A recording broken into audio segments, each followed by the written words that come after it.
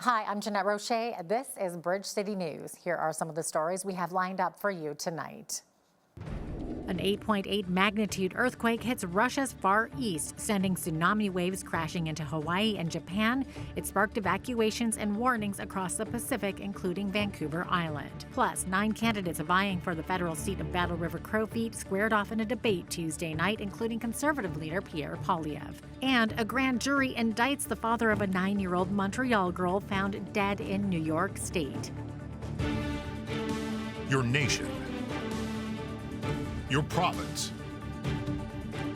your southern Alberta. From the heart of Lethbridge, it's Bridge City News with Jeanette Roche. Thanks for joining us. It was the strongest earthquake since the 2011 quake that hit Japan. Tuesday, a powerful 8.8 magnitude quake struck Russia's remote Far East. It was centered in Russia's Kamchatka Peninsula and the northern Pacific Ocean. This video shows Russian surgeons clinging to an operating table as they performed surgery during the shaker. And just to understand the magnitude of this, a quake measuring 8 on the Richter scale is 10 times stronger than a 7. This quake also created massive rock falls on a volcanic island in the region. Moments after the earthquake, folks on a sea tour in the Kuril Islands were astonished to see sea lions jumping into the ocean to escape those rock falls. Начался очень сильный камнепад. Мы сначала не поняли, что произошло. Просто как будто какая-то пелена из грязи начала сыпаться с вершины острова. Остров сам скалистый. И буквально, наверное, секунд через 20 мы поняли, что это землетрясение, потому что сивичи начали массово прыгать в воду. Начался какой-то аврал, я не знаю, как по-другому это назвать, у сивичей. Они сильно перепугались, и начался страшный грохот. На самом деле нам не было страшно, потому что мы понимали, что на лодках нам ничего не угрожает. И судно, люди, команда находилась на судне, они лишь почувствовали землетрясение, потому что сброшен был якорь, и от якоря передались вибрации от морского дна на судно. The quake sent tsunami waves crashing into Hawaii and Japan and sparked evacuations and warnings across the Pacific from South America to Alaska, including Vancouver Island. The British Columbia government says the tsunami advisory was canceled as of this morning. The province's Emergency Information Agency had said tsunami waves less than 30 centimeters high were forecast to reach Tofino on Vancouver Island late last night. This is the strongest quake since a 9.0 hit the coast of Japan on March 11, 2011, triggering a tsunami that caused widespread destruction, resulting in approximately 16,000 deaths and 26,000 injuries. And by the way, talk show and media mogul Oprah Winfrey is pushing back against accusations that a private road on her Maui estate was kept closed as local residents tried to flee to safety during Tuesday's tsunami evacuation. The road through her property gives commuters a significant shortcut to get to higher ground. Otherwise, they need to take a larger detour that circles a significant part of the island. A spokesperson for the billionaire shut down the accusations, adding that local authorities and FEMA were contacted to ensure the road was opened. Closer to home, 10 candidates vying for the federal seat of Battle River Crowfoot squared off in a debate Tuesday night in Camrose, Alberta. The most high-profile candidate is Conservative leader Pierre Poilievre, who is running to try to get back into the House of Commons after losing his Ottawa area seat in the recent federal election. But several candidates are not happy with Poilievre parachuting into the riding. And while I may have run as a centrist with Conservative leanings, I firmly believe that the Conservative Party of Canada has lost its way, and I fully intend on standing up for my neighbours. When our previous guy sells us out to let a guy from Ottawa come in, that is not right. I firmly believe that we need somebody here who understands our local issues. So that is who I am, and that is what I am here for. I am here to stand up only for my neighbours. And now I want to take the local issues and provide national leadership to fight against the electric vehicle mandate, because driving a pickup truck is a local issue in the communities across this region. To fight for law-abiding firearms owners, to fight for farmers, and to expand our military. These are local issues that require national leadership, and it would be a privilege to provide. As of Monday, about 210 candidates were registered to run in the by-election, including Liberal candidate Darcy Spady, the NDP's Catherine Swampy, and dozens of others sponsored by the Longest Ballot Committee protest group. Because of that ballooning number, Elections Canada has decided voters will use a write-in ballot instead of the traditional list of names when they go to the polls. A referendum question about Alberta staying in Canada is moving forward, and organizers can now start gathering names on a petition. Former Deputy Premier Thomas Lukazik is heading up the Alberta Forever Canada Citizen Initiative. He met today's deadline to have a chief financial officer in place as required under the Citizen Initiative Act. The group can now officially begin gathering signatures. They will need to gather 239,976 signatures, which is 10% of the eligible voters from the 2023 provincial election. The group has until October 28th to gather those signatures. The group's referendum question is, do you agree that Alberta should remain in Canada?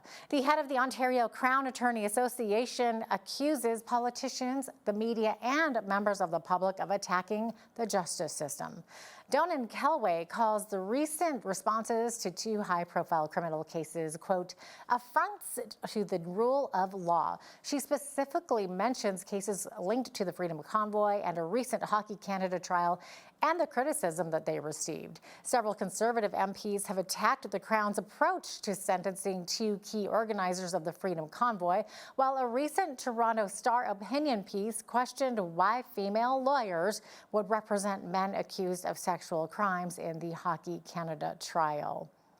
Calgary police have arrested 3 youths, including an 11-year-old boy, after a bus driver was robbed at knife point. Police say the boy demanded the driver's phone. While he didn't get the phone, police alleged he took off with an undisclosed amount of money and rejoined a group of teenagers standing nearby. The driver called police, and officers quickly located the group, where they were arrested without incident. Investigators believe the same group was connected to a liquor store robbery where $200 worth of alcohol was taken. An 11-year-old boy was arrested in connection with the robbery on the bus, and he was later released. Because he's a child, he can't be charged with a criminal offense. Charges are pending, however, against a 14-year-old girl and a 16-year-old girl. Their names cannot be released under provisions of the Youth Criminal Justice Act. A grand jury has indicted the father of a 9-year-old Montreal girl found dead in New York State. Luciano Fratolin appeared before a judge today in Elizabethtown, New York, where he pleaded not guilty to second-degree murder and the concealment of a human corpse. 9-year-old Melina Fratolin was found drowned in a shallow pond on July 20th in Ticonderoga, New York, near the Vermont state line. Her father has been remanded without bail and will return to court in mid-August. Former senior Canadian diplomats are calling on Ottawa to recognize a Palestinian state. A letter sent to media outlets today, signed by 173 former Canadian ambassadors, high commissioners, and consuls general, says Israel's conduct in the West Bank and Gaza Strip violates Canadian interests and values.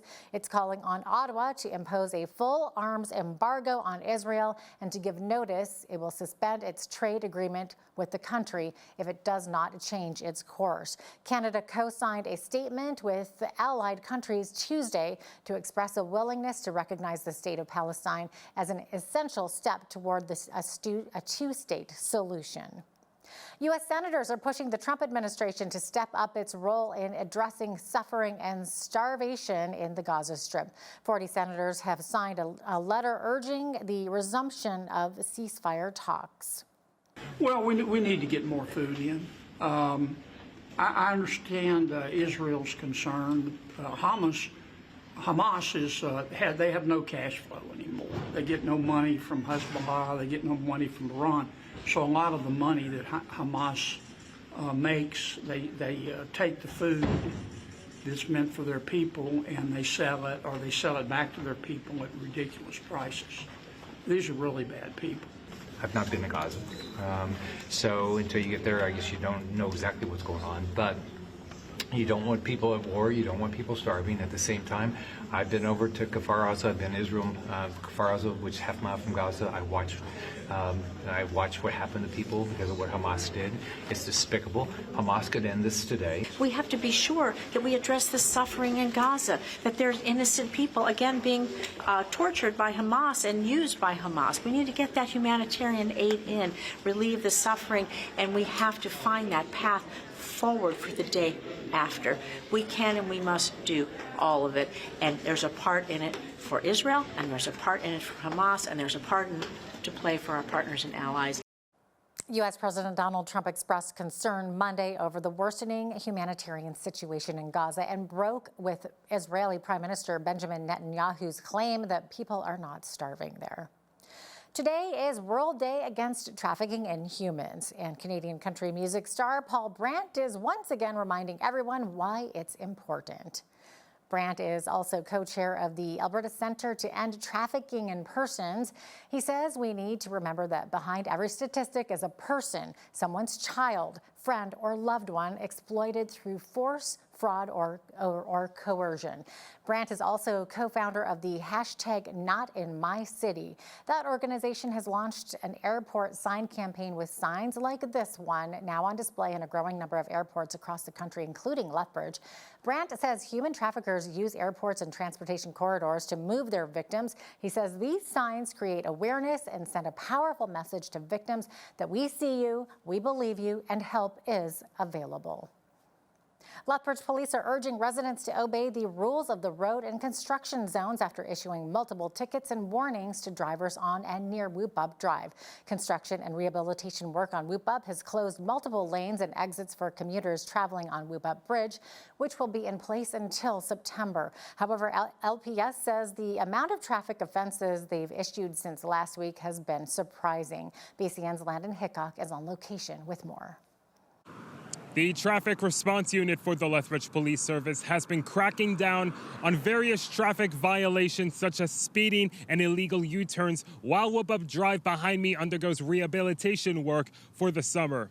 According to the Traffic Response Unit, last week they undertook a traffic enforcement project where over 50 tickets were issued to drivers who were traveling at high rates of speed on Whoop-Up Drive in an active construction zone, most going 20 to 30 kilometers over the limit, while one driver reportedly clocked in over 45 kilometers over the limit. It is a very narrow lane where you're driving, and there's workers present, so people have to obey the speed limits. It's 30, then it goes to 50. And if you're doing 85 with workers present, it's very dangerous for them who are 5 feet away from the vehicles. The rehabilitation work has caused the closure of the off-ramp for drivers traveling on northbound Scenic Drive to westbound Whoop-Up Drive. Patrol officers say that on Monday they have seen a surging increase of illegal U-turns at the intersection of the 500 block of Scenic Drive South, where on Monday they stopped 67 offenders. There's not many roadways to get to the west side. There's only 2 options basically, and once those roads get busy, it does increase time and people do get frustrated. And as well, if there's construction going on, obviously it's going to increase people's frustrations. But people have to slow down, take their time, and take alternate routes if it does get busy. Police continue to advise motorists to add a little extra time to their commute to avoid frustration due to road closures and delays. The fine for an illegal U-turn is $162, while speeding in an active construction zone with workers present in Alberta is double. For Bridge City News, I'm Landon Hickok. Thank you, Landon.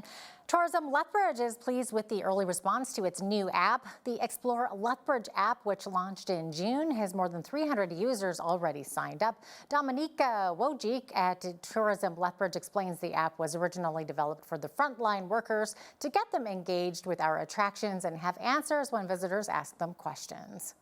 It is our goal to offer more product development, and this app answers that because what it does is it creates itineraries and packages and just ties them up really nicely in a nice bow for people to really easily be able to experience our city. So Sip, Taste, Explore, that's currently on there, has a variety of attractions, businesses, restaurants, so people can really head downtown, head throughout the city, and take a look at what is here. We have Legacy Park on there, which we think is just a great, beautiful park. Park, Analog Books as one of our local stores that's on there. And then there's places like Penny Coffee House, just kind of a nod to the local food piece and really just giving people a variety of different places to experience. We are hoping to be launching many more passes. The next one to launch coming soon is our Lethbridge Live Tour. And so what that's going to be is a tour that actually showcases all of the live music, comedy, and all of that that's happening in our city.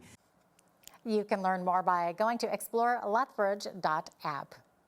Whoop Up Days is quickly approaching, and once it's here, it won't be around for very long. But this year, attendees will not only get an extended version of the yearly event, but will also have more opportunities to connect with their community. BCN's Naveen Day has more. In just a short number of weeks, this empty parking lot will soon be home to one of the greatest outdoor shows in Lethbridge, Whoop Up Days. A new addition to this year's festivities include the addition of a community zone located inside the Agri-Food Hub and Trade Center. Local organizations will be on site from noon to 8 p.m. each day of Whoop Up Days. Paul Kingsmith with Lethbridge and District Exhibition says the idea came about based on feedback from the community.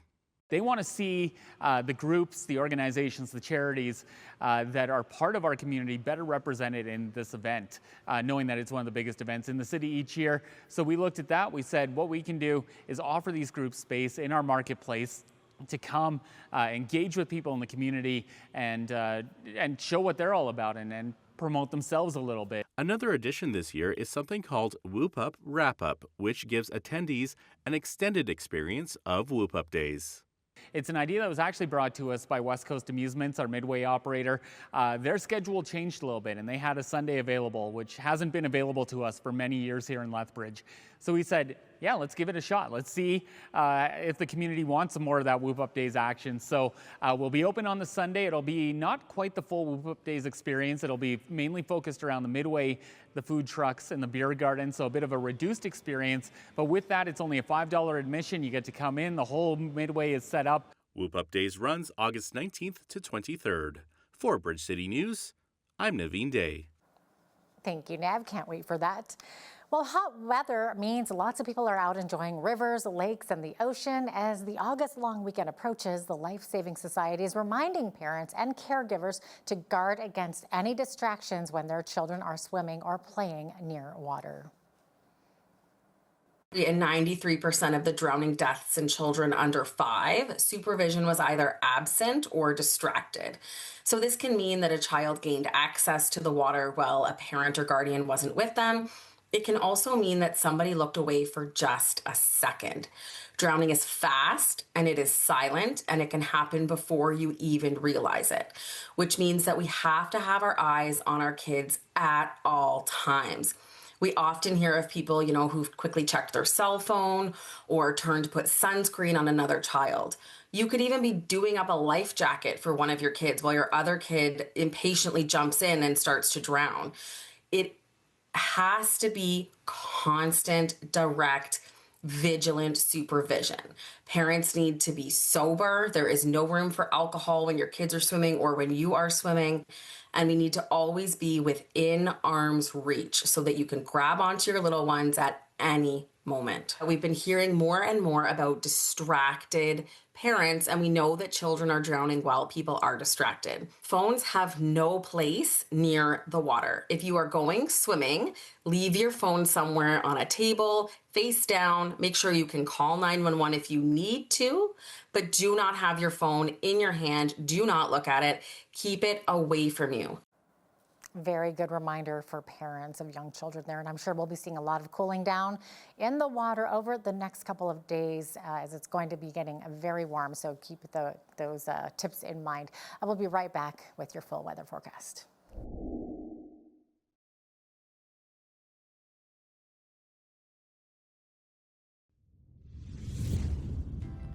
Beautiful hot day out there today, and there's a little bit more of that as the rest of the week should be nice. And then we're going to get into a rainy, long weekend, unfortunately. unfortunately.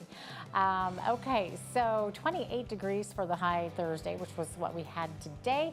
And on Friday, we're going to be sitting at 30 degrees, which is lovely and hot if you're into the hot weather. If you're not, you might enjoy the long weekend because we're looking at highs of 23, 24, and 23 across Saturday, Sunday, Monday.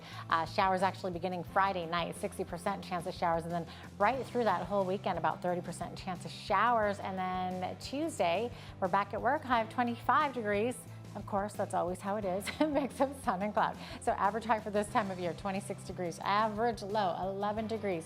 Record high on this day was 34. That happened back in 2023, not that long ago.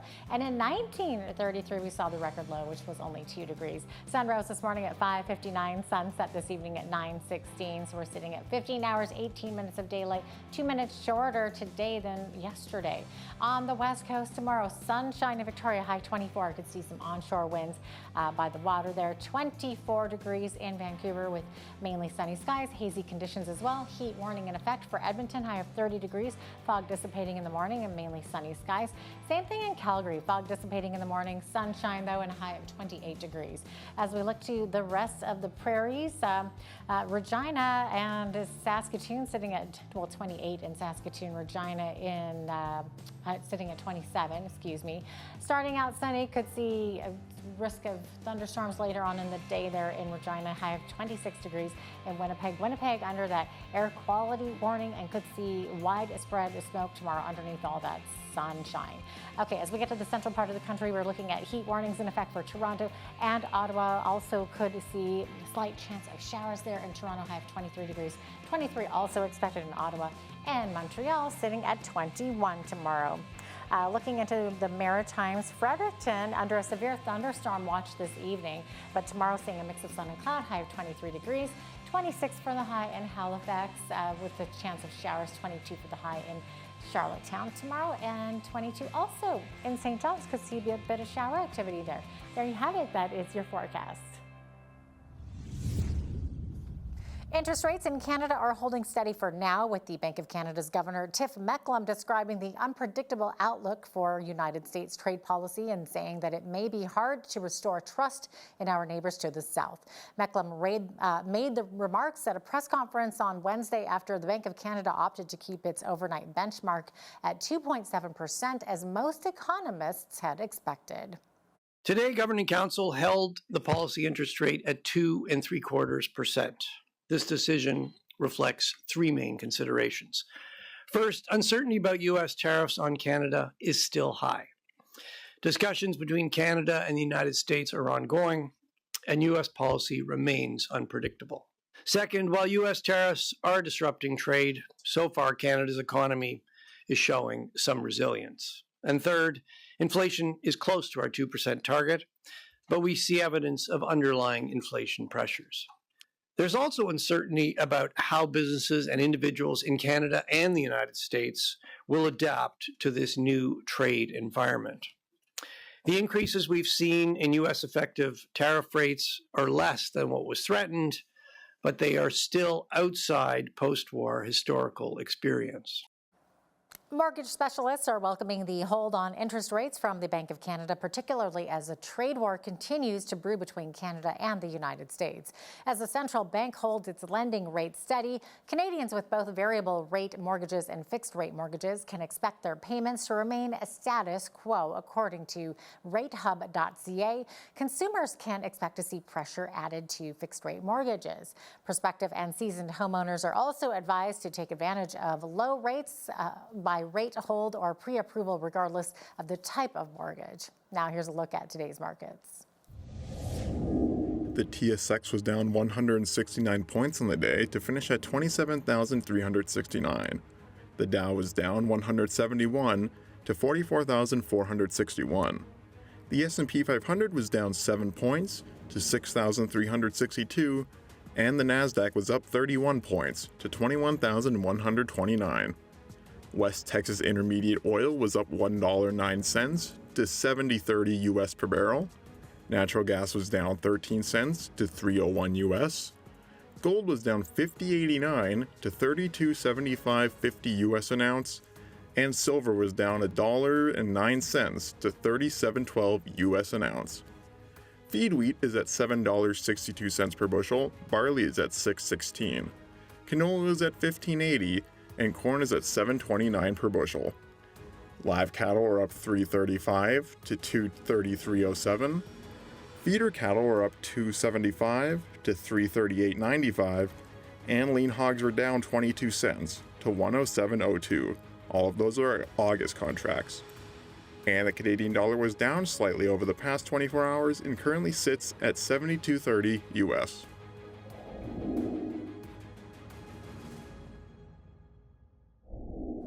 Recapping one of our top stories, a powerful 8.8 magnitude quake struck Russia's remote Far East. It was centered in Russia's Kamchatka Peninsula in the northern Pacific. The quake sent tsunami waves crashing into Hawaii and Japan and sparked evacuations and warnings across the Pacific from South America to Alaska, including Vancouver Island. The British Columbia government says the tsunami advisory was canceled as of this morning. Last night, Conservative leader Pierre Poilievre squared off against 9 other candidates in a debate for the riding of Battle River Crowfoot. This is the riding where more than 200 candidates are running. After the break, Tyler Dawson recaps the event held in Camrose, Alberta.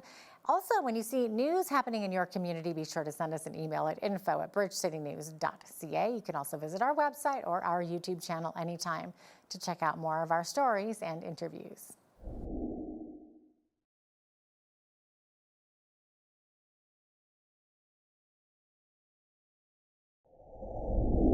Conservative leader Pierre Poilievre took part in the Seoul by-election debate Tuesday night for the riding of Battle River Crowfoot. This, of course, is the riding where more than 200 candidates are running, thanks to the longest ballot committee. Also, a couple of referendum questions on Alberta's separation have been crafted, one of them ending up in court. And how's our wildfire season looking right now?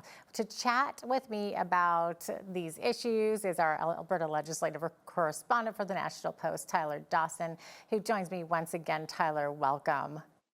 Thanks for having me. Of course. So, Tyler, I know that you are the legislative correspondent. Sorry, I got so excited. I almost tipped over my water there. But we had a big debate happen in Alberta last night. Of course, it's more about federal politics. So this, of course, happened in Camrose, Alberta, the riding of Battle River Crowfoot, and that's where Conservative leader Pierre Poilievre is hoping to regain that seat in Parliament after losing it in the general election in April. But he's contending with over 200 people, and I believe only about 9 of them were involved in the debate, obviously for logistical reasons. So, do we know if there was a clear winner last night? What was the feedback? Also, the longest ballot, we've got over 200. That's causing so much contention right now in the province, isn't it? Yeah, and you can imagine that there was no way to get 200 people on stage for this kind of debate. If they'd scheduled it like that, we'd still be listening to it. 24 hours later, everyone would still be talking. So definitely not a viable option there. But Pierre Poilievre did show up along with the leaders of, or I shouldn't say the leaders, as long with the candidates from the other major parties. Yeah. And I think it's fair to say that this is his race to lose, even with the potential impediment of having this longest ballot initiative, even with the potential impediment of him not living in the riding and being sort of parachuted in to run for the Conservatives here. I think it's totally fair to say that this is his race to lose. I mean, this is an exceptionally conservative riding. It's voted conservative in many, many, many of the last elections, and there's no reason to think that that's going to change in this by-election, which is coming up on August 18th. So, and you can also imagine that Pierre Poilievre, having spent his entire adult career and entire adult life in Parliament, is well placed to have a debate like that, especially against people who may not be as experienced. So, I have a hard time imagining that this debate is going to have moved very many votes last night. Not that many people would have come to that. I don't think. Unclear if they were going to vote for some down ballot candidate who they've never heard of versus the leader of the Conservative Party. But certainly an interesting night for those who watched it. And and Poilievre is at least appearing. He's at least showing up to these things, which I think is a good sign for the people out there who might be concerned about having a party leader sort of parachute in to run for and represent them in the House of Commons. Yeah, parachute in, like you were saying, maybe not as experienced, possibly not even all that serious. It just looks like there's just names on the ballot for the sake of there being names, and there's a lot of contention surrounding this longest ballot committee too, with people challenging it, saying they're making a mockery of democracy. What do you think could happen? Do you think this could lead to changes being made in the future so a ballot can't have an infinite number of names like this? I think it's a possibility. I think to some extent the purpose of this is to protest the way that elections are held in the country at the moment under a first past the post system, and perhaps moving to a more representative or a different sort of representation, like proportional representation or something like that. So I think it's possible that we'll see changes, but I do think it's quite unlikely. I think it would be a relatively significant lift for there to be any sort of overhaul of the way elections happen in the country, even if it's something as small as getting rid of or putting a cap on the number of candidates. But of course, you can imagine a situation. How do you pick that number, right? There are probably, we've got sort of 5 major parties. There's probably closer to 20 sort of established parties. And then, so where do you put that cap, right? You'd need to make that significant enough that you have space for all of the available parties that are out there that are registered with Elections Canada. Plus, you always have a few independents per riding. So it would be a little bit of a tricky process, I think, to put a cap on that. Yeah, no. Alberta's got a referendum question on separation. Well, actually 2, I guess. So one is from the Sovereigntist Aligned Alberta Prosperity Project that asks whether Alberta should cease to be a province of Canada. Now, Elections Alberta has referred the case to courts to find out whether it's constitutional, but it looks like the province doesn't want the court involved. And it's causing some drama, isn't it, Tyler? It is. The question itself, under the rules that the provincial government itself has created, cannot infringe on sections 1 to 35, I think, of the Constitution Act. So it's not 100% clear to me what potentially infringes on the Constitution in that question. But what we do know is that you cannot infringe on the Constitution with your question. And so the next question, and I know I'm saying question a lot here, but the next question is, who's going to make that determination of constitutionality of these questions, right? Is it going to be Elections Alberta making that decision in-house? Is it going to be the courts? Is the provincial government going to make that determination in some way? But of course, Elections Alberta is an independent agency that administers elections, referendums, and by-elections. So it's a really messy situation. And I sought clarity from the provincial government on Tuesday, asking them, well, if not the courts, who is making this determination? And they declined to clarify. They didn't want to comment on that. So it's a little bit unclear. However, so that's the first one. That's the sort of sovereignty-aligned question on separation. The other one is by Alberta Forever Canada, I think the group is called, and it's headed up by Thomas Lukaszuk, who is the former deputy premier under Alison Redford back in 2012. Their question is much more straightforward. It's sort of, do you agree that Alberta should remain within Canada? That question has been approved. So you can imagine that in some circumstances, Elections Alberta feels confident in making that determination itself, whereas in others, it feels like it needs the court's opinion on the matter. So what happens now is a little bit anyone's guess. The Thomas Lukaszuk group now needs to gather the signatures from Albertans, because there's a threshold of signatures that need to be reached under the Citizen Initiative Act in order to get the referendum question before Albertans. They have until October 28th to do that. Now, if they achieve that before the Alberta Prosperity Project folks get their court stuff sorted out and gather their signatures, there can't be 2 referendum questions on the same topic at the same time. First of all, it doesn't make any sense. Second of all, it's against Elections Alberta rules. So they are out in front of Elections Alberta a little, or out in front of the Alberta Prosperity Project a little bit on this. So I guess we'll have to see how this sort of shakes out, but certainly this court delay is something that the pro-separation folks are not very happy about. Yeah, no, exactly. Speaking of pro-separation, so the Alberta Next panels and town halls are running across the province, and the next one will be in a couple of weeks, touring Edmonton, Fort McMurray, and Lloydminster. So, Tyler, why are these panels important? Are they worth paying attention to? Are they worth paying attention to if you are just like an average, everyday Albertan? You're not necessarily a separatist. You're just kind of middle of the road. Why are these so? Yeah, I think so. I mean, Alberta loves its panels and its consultations. You can't, turn around without bumping into some sort of government consultation these days. But they do really set the agenda on what the Alberta government is going to be doing. If we look back at the Fair Deal panel that was convened in 2019 or 2020, a lot of the things that came out of that were major policy priorities for the provincial government for the intervening sort of 3 or 4 years. That's where the provincial pension plan stuff really started to pick up steam. That's where the Alberta Provincial Police Force started to pick up steam.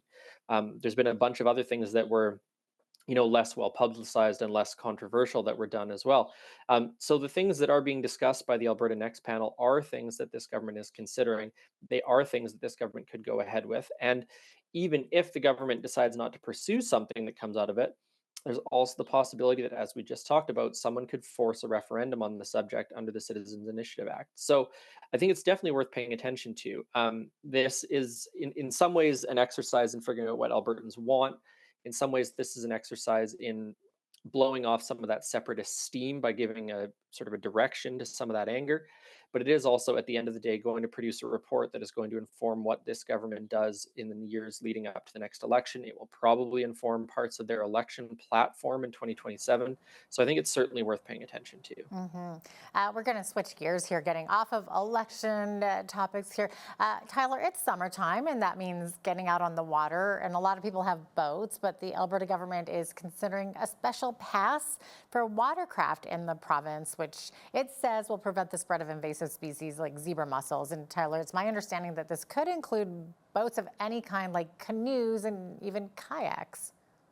It does not appear to be just motorboats or wakeboard boats or something like that, or sailboats. It does appear to include quite small watercraft. I have to admit, I'm curious if it would apply to paddle boards. I was just thinking the same thing, yeah. I haven't seen a mention of it, so maybe you have to sit in it or something like that in order for it to qualify. But the government is doing, as I sort of just alluded to, consultations on this to find out what people think about it, how much they should charge, whether or not it should apply to all watercraft, things like that. Yeah. So we don't know exactly if the government's going to pursue this yet, but it's certainly something they're considering. And, there have been new passes brought in over the years by the government. The perfect example is probably the Kananaskis Pass that was brought in, sort of 5 years ago to raise money for the conservation of the Kananaskis area. And it was, very, very controversial. And so I would expect that this will be similarly controversial if they decide to go ahead with it. So I guess we'll see where it goes. We don't know yet. And if they raise whatever amount of money they raise from this is supposed to go towards inspection teams and compliance and education campaigns and fund dog sniffing teams, I guess, through dogs to sniff out mussels and things like that. So mussel sniffing dogs, interesting. Mussel sniffing dogs, yeah. But we don't know where it's going to end up just yet. Okay, I guess time will tell with that one. The federal government has a new major infrastructure legislation. We've been talking at length about it in our news programs. And the Prime Minister seems to be on a bit of a honeymoon with Alberta's business community, given the situation. But Tyler, could this change? Yeah, it certainly could. The major infrastructure legislation, what people are really looking for in Alberta here is what that might mean for another natural gas or oil pipeline. I think that's sort of the big question that everyone is wondering about. And about coming up on a month ago now, Premier Danielle Smith said she expected another major pipeline proposal within weeks. That hasn't materialized yet. Doesn't mean it won't, but it hasn't materialized yet. And so basically, everyone is just sort of looking for a little bit of clarity on this. What sort of projects are going to be approved under it? Of course, there's all sorts of questions about what that will mean for Indigenous consultation and right-of-ways across Indigenous land. Also set to be a really, really controversial topic here. Well, not just here, be a controversial topic everywhere, wherever something like this is built. So lots of big questions, and there's a little bit of investment uncertainty as a result of some of these big questions, I think. And this sort of grace period that's being extended to the Prime Minister because he's saying some of the right things, that certainly could end if it doesn't look like another major oil and gas project goes ahead, because of course that's sort of the economic priority of many Albertans. Tyler, before we end our interview, I just wanted to jump into a fire season. I know there's been a lot of contention between the Premier and the town of Jasper, but so far this year's fire season in the province, it doesn't seem as bad as previous years, does it? So how many fires do we currently have burning that you know of? We have I believe it's 49 fires burning currently, and about 10 of them are out of control, and have burned about 600,000 hectares, which is, half the amount that has burned in prior years. So pretty significant reduction in the number of wildfires we're seeing this year. And I believe there's only one evacuation alert in effect right now. And so we're not seeing sort of significant settlements. I shouldn't say significant, that because of course these are still people's homes. We're not seeing large settlements in Alberta threatened by fires like we have in the past, say 2016 in Fort McMurray or even Jasper last summer.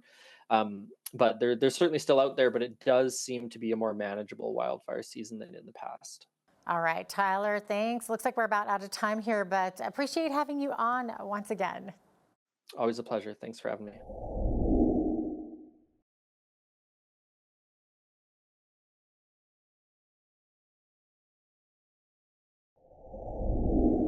We all applaud the amazing work of William Wilberforce, Thomas Clarkson in stopping the slave trade back in the 1800s, but has it really stopped? I mean, how much of a problem is slavery today? It's still going on. So joining me from Lethbridge to talk about this today is Executive Director of Not for Sale, Joy Lynn Stickles. So good to have you with us, Joy Lynn.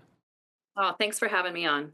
Yeah, always important to talk about this stuff. I mean, first of all, tell us a bit more about your organization, Not for Sale. That started right here in Lethbridge, I believe. And so, what are you trying to accomplish, and what motivated you to get this started? Yeah, so long story short, we started because I had gone to a conference and heard about human trafficking for the first time and sex slavery, and that kids were involved, and I had never heard about that before. So that was in 2009, and it grabbed my heart, and I came home to my husband and said, I don't know what we can do. I don't know what difference we can make, but we have to. We have to step out. Since then, we started a home in Cambodia and ran that for 3 years with another organization, and that home had 23 women and girls go through it, and we have amazing stories from that of women finding freedom and finding hope again, and children being safe. And yeah, and then since then we moved to our home to Mexico. It took us 8 years to get licensing with the government. It was just back and forth, a bunch of different factors with that, but we were able to open that home last year. At the beginning of the year, we opened it, and it was fantastic. So we've been running our home in Mexico for the last year, since January 2004. We've had 13 girls in that home. We currently have 6, and one of them has a baby. Yeah, and then we also have a home in Kenya that kind of happened organically. We have another ministry there that that helps girls who can't go to school because they're pregnant, but a little bit different than actual human trafficking. So this one, the police knew that this woman was caught in human trafficking. She was being trafficked by her aunt. She was pregnant because of that, and had a baby that was very, very malnutrition. And yeah, and so the police worked with us there, and now we have a home in Kenya helping those people out. Wow, that's amazing. I look at that and I go like, yeah, what can we do? Well, you did something. You're not an expert in these areas, but you just said, hey, let's do something. And you get some people around you who are more experts in these areas, and look what happens. So that's yeah, good on you guys, man. Can you share a little bit about? I think you call them the Hope Totes. You apparently distribute to unhoused girls and women in I guess it would be both Mexico and Kenya, or is it just Mexico? Those are local, so we distribute those in Lethbridge here. Okay. With our ministry, My City Care, which I'm sure about. So partnered with My City Care, we help the women, and there's not as many young girls who are unhoused in Lethbridge, but yeah. So these are hygiene kits that serve a practical need, but also open the door for relationships, so that these women can just kind of step out and toward safety and stability on their own, and know that they have a place to come to with our ministries there. So yeah, over the lifetime of Hope Totes, we've distributed over 8,000 of them. Oh, wow. Nice. Okay. And I understand that, I mean, you're hoping to open some safe houses in Canada as well? Yeah, that is a dream for sure. Even coming from Cambodia to Mexico and learning the different governments, Canada is a whole new ball game that we're learning as well. So yeah, we're stepping out and making connections. There's so many good organizations in Canada, but it's breaking the mold to open a home for underage victims. Okay, excellent. Now, for viewers who maybe don't know how widespread this is, the child, sex trade, human trafficking, it's not just children, of course, it's, older women as well. And I mean, what kind of numbers are we're talking about in Canada, and then how many globally? Yeah, so it's always tricky to find numbers, even when you go and look at Statistics Canada and all that. But it is estimated that there are 50 million people in human trafficking globally, and 2 million in children are trafficked every year. So it's worldwide. It's all over the place. It's more visual in different, like when we were in Thailand and Cambodia, you can see it on the streets. In Mexico, and but a lot of the stuff in Canada, they say within a block there is one person that within a block of you where you live, there's one person that's Oy. trafficked. Yeah, we don't think Um, of it here in Canada, but it is actually happening. And yeah, I know it's not even necessarily, I'm told, always sexual in nature. Of course, that's the worst though. But sometimes apparently, underage kids are used for labor. Working in factories, sometimes not getting paid or getting paid very little, just enough food to kind of get by. I mean, that's not good either. yeah, no, you see that globally for sure. The factory side of things, the kids sitting on the street begging. But in Canada, one of our team leads, she was trafficked in Canada when she was 40, and she was um, sexually trafficked, but also she was taught how to break into cars. She was a drug mule for them. So that kind of labor trafficking happens here, happens with kids, and yeah, it's horrible. Yeah. Now, in other countries, whether it's Mexico or Kenya, something like that. So, what actually happens? I mean, do the kids literally get kidnapped, or is it? I've heard of some cases where the parents are actually really, really poor, and I think at times maybe misled completely by somebody who's saying, "Hey, your kids are going to be way better off. We're going to get them a better life." They promise that, but of course, they end up simply being trafficked. Yeah, so it's you hear different stories, different scenarios all over the place. In Cambodia, we saw that it was more of a cultural thing where this is when you turn 12, this is how you help support the family. And so it's more welcomed, legitimized there. We've seen where, yeah, where the parents are addicted to drugs and they use their children to help with financing that. And yeah, so there's a lot of that. There's a lot of it, especially in America and North America, is online, and so they're lured online. They through games and through different social websites and such. Yeah, and so a lot of what we want to do is raise awareness and teach families and teach parents and teach kids. We're going into schools teaching kids what to watch for. And when this person says she's a or he is a friend that's your age, it could be a 40-year-old guy or it could be a Hmm. yeah, and so there's a whole bunch of different ways. The movies that you see with the white van pulling up and Hmm. luring kids with candies isn't as prevalent for sure from what we see. But yeah, like you said, the promise of a better life, you're sending your child to a different country because you can't support them, and this person said they can, and yeah, there's a whole bunch of different scenarios. Okay. And what age range are we talking about it? And is it mainly girls, or but I'm assuming there's some boys that are trafficked as well, right? Absolutely. The age ranges from we've heard stories of newly born babies being abused, and up to however old, right? Um, our girls in our home are more teenagers, and so they're to uh, we want to have another home. We want we want to have a bunch of homes that help support different groups of people. But my heart is as young as we can help them. That that's how we want to do it. But yeah, we had one girl who was 6 years old in Cambodia who is in our home. Her story was that her grandma trafficked her. And then I don't know if the little girl knew that it was her grandma because she somehow escaped, got back to grandma, and grandma sold her. And that happened twice, 3 times, twice again. Wow, So, that is just yeah. heartbreaking. So I mean, these kids basically have been, seriously abused for years.